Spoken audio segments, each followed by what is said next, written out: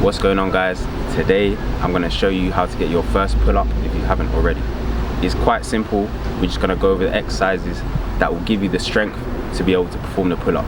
Let's get into it. So the first exercise that we're going to do is scapular shrugs. This is to make sure that your upper back is strong enough when you pull the bar down, and it's going to stabilize your shoulder.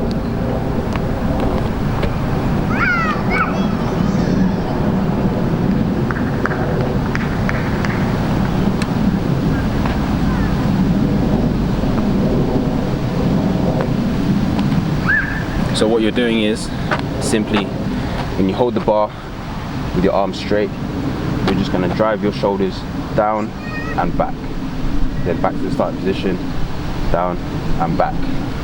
This is a good exercise if you're starting off, but what I see people do is they use it too much. After a month, you've kind of maxed out the benefits that you're going to get from the exercise. By doing it over and over again, it's not going to contribute to being able to do a whole pull-up. It's not going to contribute towards the whole movement. It's just the initiating part of the movement and being able to stabilize your shoulders at the start. So the next exercise that we can do is negatives. Negatives you can use not just with pull-ups or with any exercise that you're trying to perfect. Negatives simply refer to the lowering portion of a movement. So it's when your muscles are lengthening. And a lot of people do this when they can't do the positive part of the movement, because when you're lengthening your muscle, you can produce more force. So performing a negative pull-up will look like this. You can jump up to the bar and then slowly lower yourself down all the way to the ground, and then put your feet back on the floor. And then for about 10 reps, you can continue to do this. So jump back up and lower yourself back down. I'd aim to do this for about 4 seconds in terms of the lowering phase. Once you get to the top, try and count from 1 to 4, and then at 4, put your feet on the floor. Another part of being able to perform pull-ups is your grip strength. So one exercise you can do to increase your grip strength is dead hangs. A lot of you have probably seen this. It's simply holding on the bar, letting your body weight drop, and holding yourself. You can hold yourself for about 10 seconds. You can alternate which grip you use. If you really struggle at the start, you can start off with a underhand grip or even a neutral grip. They're going to be slightly easier, and then you can progress to an overhand grip, which will be what you use when you do a pull-up. So another exercise you can do is bodyweight rows. I'm going to show you how to do the movement, then I'm going to show you how you can do it if you only work out at a gym. So you're going to sit down on the floor, grab the bar with both hands, overhand. Then you're going to straighten your legs out, raise your hips, bring your chest to the bar, and back down. Chest to the bar, and back down. If this is too difficult to start off with, you can use an underhand grip. The same technique. Bring your chest to the bar, and back down. Chest to the bar, and back down. And if this is still too difficult, what you can do, you can bring your feet in so your knees are bent, lift the hips, chest to the bar, back down, chest to the bar, back down. If you want to do this in a gym, you can simply set it up in a squat rack around hip height, or you can set it up in a Smith machine, which will be easier because it's more stable, and perform the same movement. And the reason this is a really good exercise to be able to perform a pull-up is because you're training the exact same muscles. It's a different plane of movement, so it's going horizontal instead of vertical, but it's still the same muscles. It's still the pulling muscles, which is your lats, all your back muscles. So another exercise you can do to master the pull-up is assisted pull-ups using a resistance band. The reason you should use a resistance band and not the machine at the gym, I see way too many people make this mistake.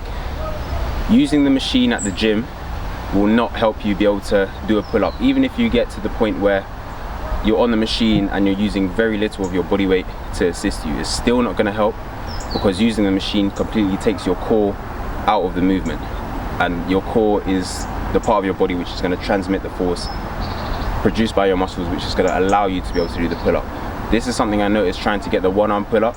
Even though I got to a low amount of assistance, the core stability still didn't transfer over because I wasn't using my core when I'm doing the machine. So using a band is most definitely the ideal option.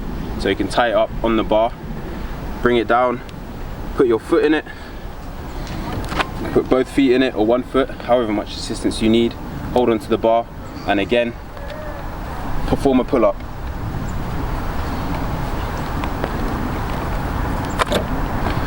The reason this is useful is because using the band is going to take away some of your body weight.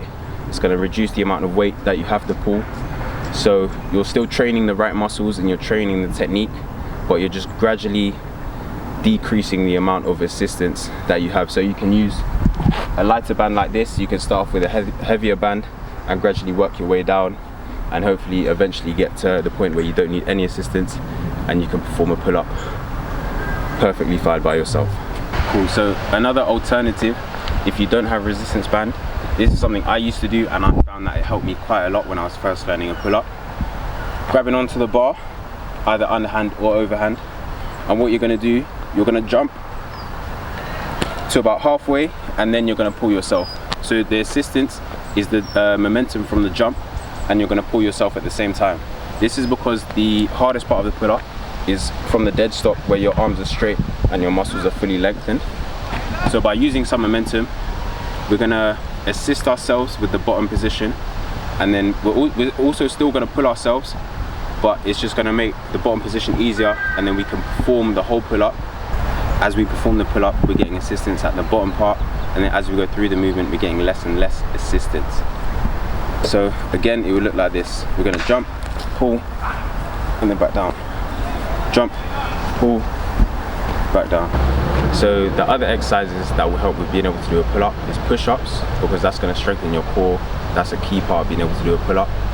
And the other exercises you can do, especially if you go to the gym, are bent over rows or seated rows with a machine, and lat pull down, because these are the exercises that are going to train the muscles that you need to be able to do a pull-up. So you want to focus on progressively overloading those exercises, and then eventually you'll be at a point where you're strong enough to pull your own body weight. So the last part of being able to perform and perfect the pull-up is losing body fat. Body fat is not going to help with any movement. It doesn't contribute to any force production. It's just unnecessary weight that we'd have to carry. So if we reduce the amount of unnecessary weight we have, it's going to be easier on our muscles to produce enough force to move our body to in turn perform the pull-up.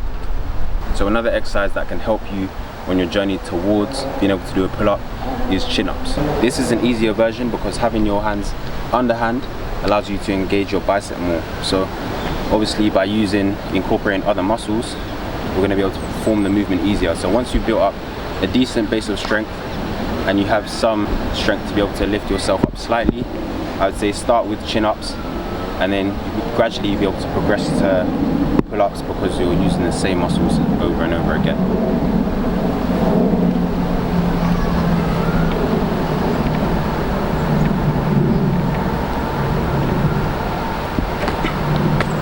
So when it comes to the pull-up, the main part is making sure your muscles are strong enough to be able to perform the movement.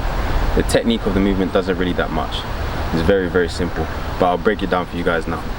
So with regards to the technique of a pull-up, it's very simple. Stand underneath the bar and place your hands overhand over the bar with your knuckles facing upwards.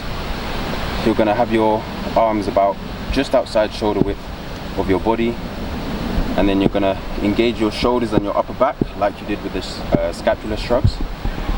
And then from that motion, you're going to pull upwards and then control yourself back down. Pull upwards, control yourself back down. So when you're pulling, think about driving your elbows down into your side, squeezing your lats, and then you're going to control yourself back down to the floor. The movement itself is very simple. It's more so just about doing the right exercises to build up the muscles that you need to be able to do the pull-up.